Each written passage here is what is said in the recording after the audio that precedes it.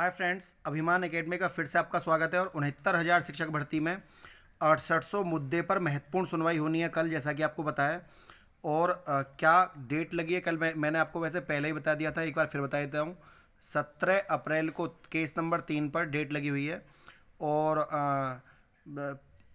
प्रतिंकर दिवाकर जो chief justice justice हैं, उनके उनकी बेंच में, और जो है जो न्यायाधीश हैं, और राजन रॉय सर की जो है डबल बेंच में कल आपको केस की सुनवाई देखने को मिलेगी।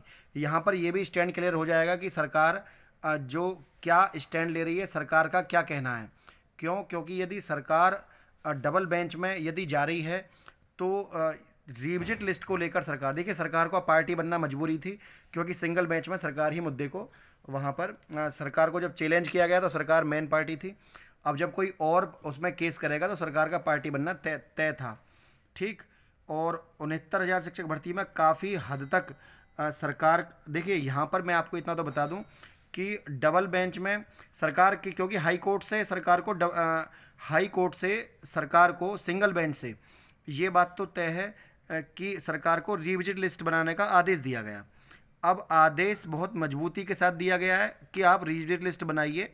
और 6800 जो मुद्दा है, यदि सरकार को 6800 को का बचाव करना है तो तो उस पर महत्वपूर्ण सुनवाई, भले ही आप कितने ही बड़े वकील को लाकर खड़ा कर दें, ऐसी स्थिति में पैसा व्यर्थ करना है उन अभ्यर्थियों का जो अभ्यर्थी यहाँ पर 6800 को बचाना चाह रहे हैं।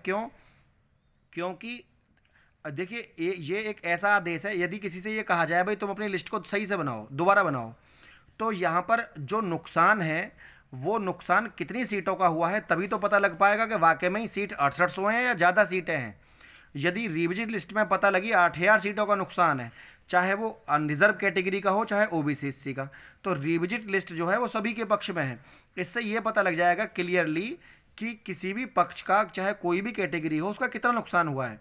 तो ऐसी स्थिति में उसको मान्य करना ही जो है वो हाई कोर्ट की डबल बेंच में भी जज साहब के बाद इसको जाते ही आप किसी के सामने इस बात को बताइएगा कि सर इतनी सीटों का नुकसान हुआ है और हाई कोर्ट ने दोबारा लिस्ट बनाने के लिए बोला है, और लिस्ट ये बताया, पूछा गया है कि कितना नुकसान हुआ है। तो डबल बेंच के जो न्यायाधीश हैं वो इस बात को नहीं समझेंगे क्या कि वाकई में ही जब लिस्ट बनी है तो वाकई में ही पहले ये देखा जाए कि लिस्ट नुकसान हुआ किसका है और कितना हुआ है।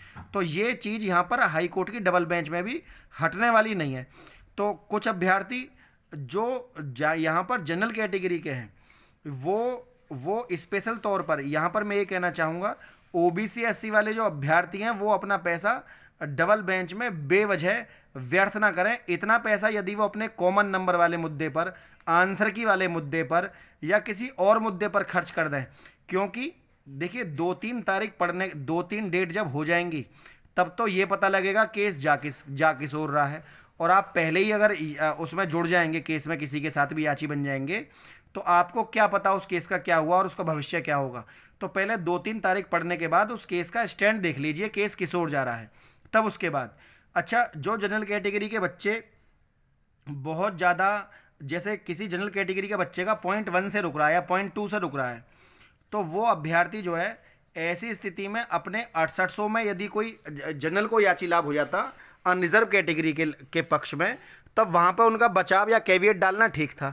तो जिन अभ्यर्थियों के नंबर ज़्यादा हैं तो वो उनका भागदौड़ करना समझ में आता है, लेकिन किसी का गुणांक यदि 65 से कम है तो उस अभ्यर्थी का जो है, मेरे बात समझ में नहीं आती, उनको तो केवल जो है यहाँ पर चारा बनाया जा रहा है। देखो मैं साफ साफ बोलता हूँ, हो सकता है उन अभ्यर्थियों को बुरी लगे जिनके नंबर ज़्यादा हैं, उनको पता भी है ना, क्योंकि खेला भी उनके द्वारा ही किया जा रहा है।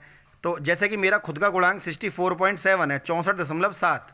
अब इससे नीचे गुणांक या मेरे आसपास के गुणांक वाले अभ्यर्थियों को किस तरीके से लाभ मिल सकता है, ये आपको सोचना समझना चाहिए। तो ऐसी ही याचिका में जुड़ा है जिसमें कम गुणांक वालों का लाभ हो रहा हो। अब मान लीजिए किसी अभ्यर्थी का गुणांक 65 से ऊपर है या 66 से ऊपर है, वो अभ्यर्थी अपने हिसाब से अपने केस को बनाएगा, अपने वकील उस हिसाब से करेगा, लाभ उसको उस हिसाब से होगा। वो अभ्यर्थी नौकरी पा जाएगा और मजा लेगा उन याचियों का जिनके गुणांक कम है, और वो भी उनके चक्कर में सर्जी करके आ जाएंगे। तो देखिए ये जो बातें हैं इनको आप समझिए जरा। आप ये देखिए कि आपका गुणांक कितना है और कितने पॉइंट कम हैं, उसी आधार पर आप उसके साथ जुड़िए। अच्छा, कुछ अभ्यर्थी बहुत महानुभाव हैं, वो सोचेंगे सर हमारा 3 पॉइंट कम है या हमारा 4 पॉइंट कम है, हम किसके साथ जुड़े। तो मेरे भाई ये आप समझिए, अगर रिविजिट लिस्ट बन रही है तो रिविजिट लिस्ट में इतने तो मेरिट खुद ही गिर जाएगी अपने आप नीचे, आपको किसी के साथ जुड़ने की जरूरत नहीं है। दो या 3 पॉइंट तो रिविजिट लिस्ट में जनरल कैटेगरी के पक्ष में वैसे भी चला जाएगा मैटर। और लेकिन यहाँ पर जो ओबीसी एससी कैटेगरी के बच्चे हैं, वो यदि यहाँ पर थोड़ा सोच समझ के अपना निर्णय लें, क्योंकि हर बात वीडियो के माध्यम से नहीं बोली जाती है, वो खुद ही समझ जाए मैं क्या कहना चाह रहा हूँ, उस आधार पर वो चलें आगे जाएं तो बात समझ में आती है। मतलब उनकी जो भागदौड़ है वो बेकार नहीं जानी चाहिए किसी भी तरीके से। अब रही बात कट ऑफ की, तो मैं आपको बता रहा हूँ पॉइंट 1, पॉइंट 2, पॉइंट 3 वाले रिविजन लिस्ट में सेफ हो जाएंगे जनरल कैटेगरी के, और ओबीसी एससी को लाभ यहाँ पर आरक्षण के द्वारा ही मिल सकता है, यदि वो भी सरकार मान्य करे उसको, तो ऐसी स्थिति में। अब वरना उसको बेवजह डिफेंड करने का कोई अर्थ नहीं है, जब रिविजिट लिस्ट का आदेश हो गया है तो उसके बारे में कुछ और सोचना जो है वो गलत है।